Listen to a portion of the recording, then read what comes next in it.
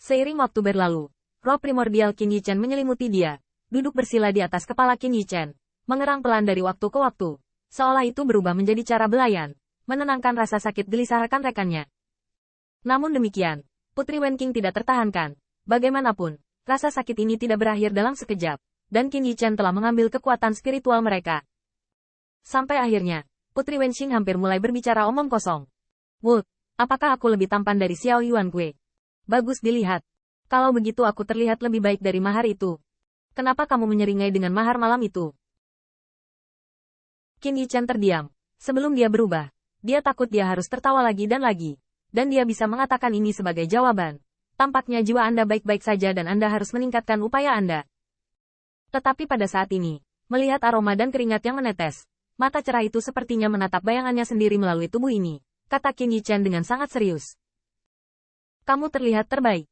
Matahari terbit dan terbenam, tetapi roh primordial Qin Yichen tetap tidak tergerak, seolah-olah abadi.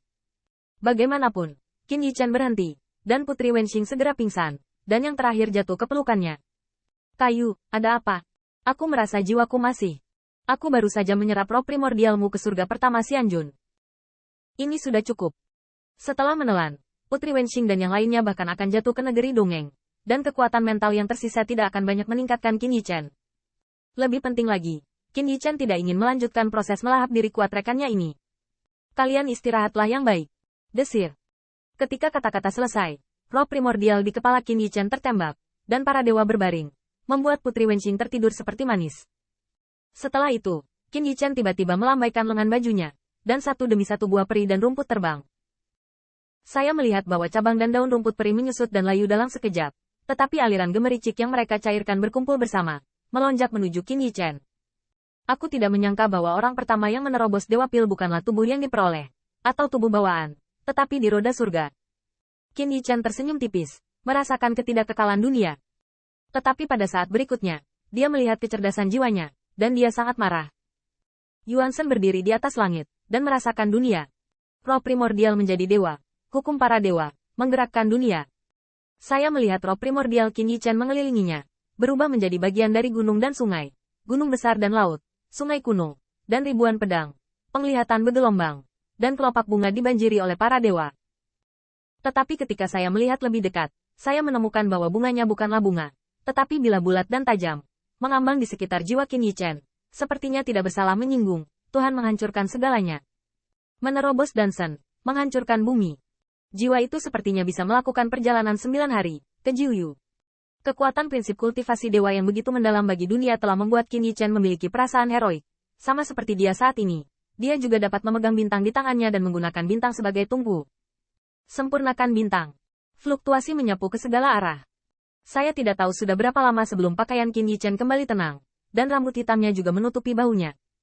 Apakah fluktuasi Yuan Shen menjadi dewa gagal membangunkanmu? Qin Yichen memandang Putri Wenqing dan teman-temannya di pelukannya, dan diam-diam mengepalkan tinjunya. Jangan khawatir, aku akan mengembalikan semua rasa sakit yang kau derita kepada Bai Linglong.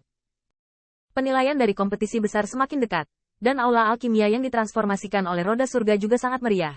Sepertinya akan ada acara alkimia besar. Qin Yichen sudah lama tidak keluar masuk.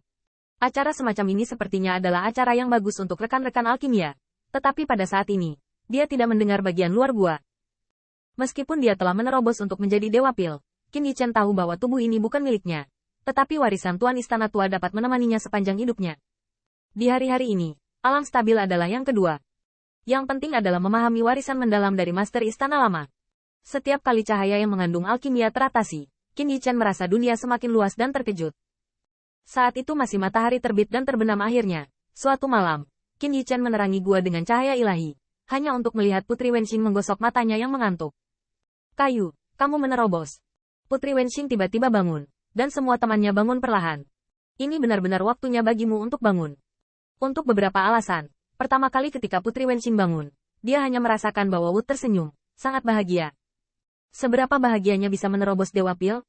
Tidak hanya senang, Feng Jiuman mengusap matanya sambil bergumam. Pak, bagaimana perasaan saya bahwa Anda tersenyum begitu, sombong? Kamu tidak punya kata lain? Qin Yichen mencibir, tetapi senyum di sudut mulutnya tidak menyatu, tetapi semakin meningkat. Tepatnya, senyumnya saat ini seperti kebanggaan melihat Lin Yaohan lagi. Itu adalah penghinaan Pil Sein yang bermartabat untuk Little Pil Child. Pada saat ini, Qin Yichen hanya merasa sangat akrab.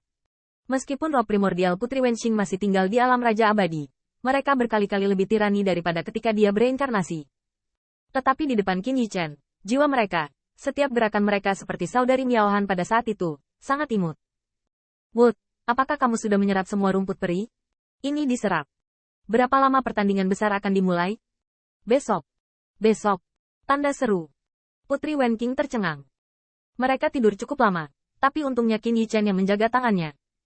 Jika tidak, jika mereka benar-benar menelan lautan kesadaran mereka, mereka mungkin tidak akan bangun.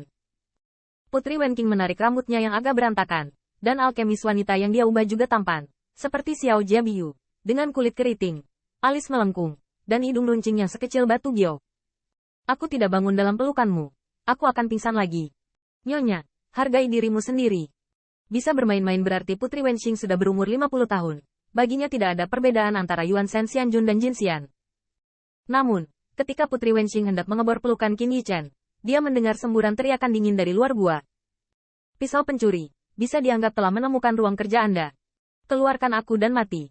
Meskipun semua orang dalam persidangan Patriark Baize mengubah tubuh mereka, suara mereka juga berbeda. Tetapi Qin Yichen mengenali mereka semua dalam sekejap. Ini Xie Feiling dan Fan Wanxing. Mereka berani datang.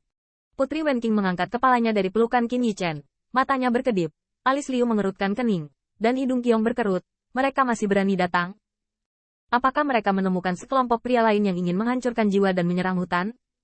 Besok adalah ujian besar, dan ini adalah hari untuk bersaing dengan Bai Linglong. Meskipun Putri Wenxing percaya bahwa kekuatan kayu sekarang sangat meningkat, tidak ada gunanya bagi orang-orang ini untuk menghancurkan jiwa. Tetapi jika keadaan kayu dipengaruhi oleh ini, bukankah itu Bai Linglong? Tapi segera, mata Putri Wenxing berkedip. Itu tidak benar. Bawahan Xie Feiling telah jatuh dari jiwa. Dan Fan Fanstar, pendamping Bai Linglong, bukankah jiwa mereka harus diserap oleh Bai Linglong? Bagaimana dengan serangan diam-diam?